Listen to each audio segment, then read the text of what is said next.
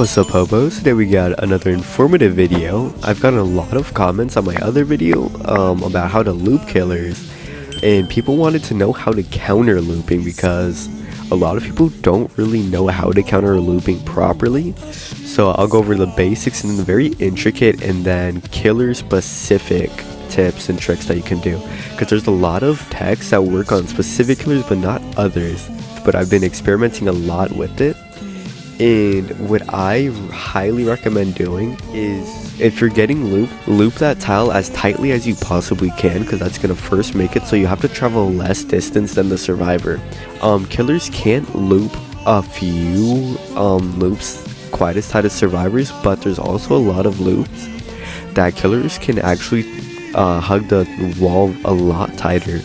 So like the present on Pizzeria, a lot of people just go around it, but you can go over it, and it allows for a lot of more outplay potential. So for a few loops, you can actually hug it way tighter from select shortcuts. On the forest map, you can actually go over the fence here, and it makes it just an obscenely big shortcut, and you can catch a lot of survivors off guard with it. So circling back to Pizzeria, you can use your utility in a lot of different areas, so I highly recommend experimenting. But what you can do is, on Pizzeria, you can go over the present, you can throw your axe through the kitchen window, and a few others that you can do.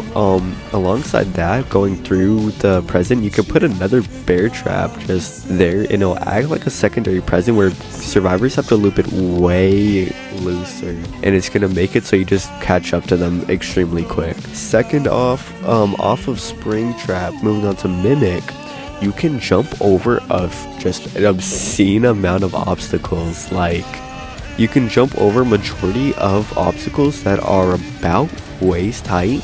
The jump works on how you're looking, so if you aim up, you're gonna jump up, and if you aim more parallel to the wall, the ground, you're gonna jump in more of a duration based, or a distance based, sorry. And so what that's gonna do is you can really just jump over a bunch of the obstacles and clear areas that survivors cannot. I'll put all the text in the video shown at the end, I'm pretty sure, if I remember, and if not, I'll just put it where I'm talking. But anyways, off of that, the Mimic has a lunge, so is SpringTrap. SpringTrap and Mimic, when you M1, it actually lunges forward, and you can use that lunge to just go over a lot of the very small obstacles that are shown now. Unfortunately, Ennard just does not have any of this, so Ennard cannot actually do this on like any the lunge doesn't work on Survivor. I'm pretty sure I tried it because you're not tall enough, but as Ennard, the M1s just don't have a lunge forward, so you can't actually go over the barricades or like any of the text shown. But there are a few windows that you can you can grab through, and it'll catch the survivors off guard. A key thing to note is that if there's an opening that is level to the survivor itself, you can grab over it. So the barrels don't work, as the barrels are basically the same hitbox as the survivors, so your grab will go through it, just not hit them, same as doing it through a door. The grab will go through the door, but it won't actually hit them. So a lot of the grabs that I've seen now, and I'm sure you could honestly make a lot more through other obstacles shown, or just through a lot of other obstacles. So yeah.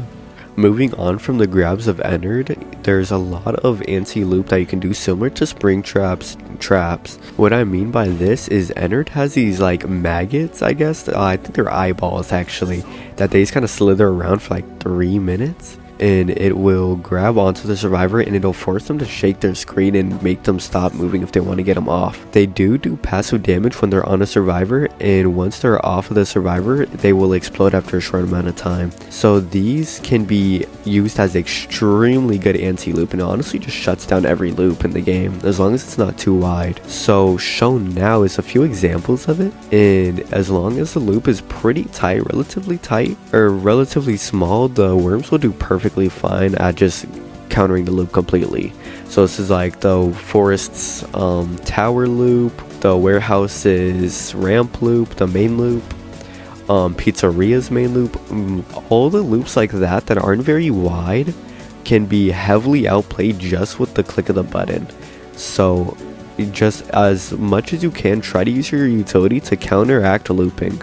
Another thing that I would do on how to make it so you win a lot more is select the survivors you want to kill last and first. What I mean by this is every time you kill a survivor, it decreases a timer. So you want to try to kill the worst players later on when it's like 1 AM or 2 AM, just so there's a lot more value on the time decreasing, and it just makes it so you want to actually go for the better survivors first that are going to cause you the most grief, as if you kill them it doesn't really change the timer that much, and by the time you do catch them they'll probably be able to loop you for like an hour or two.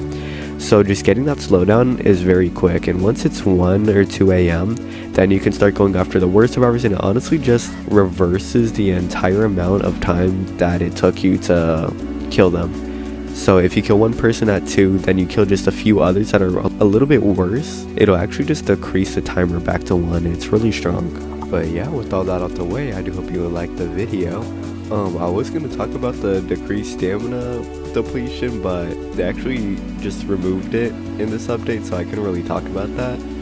But I might make a video on it, I don't really know. But yeah, anyways, yeah, take care.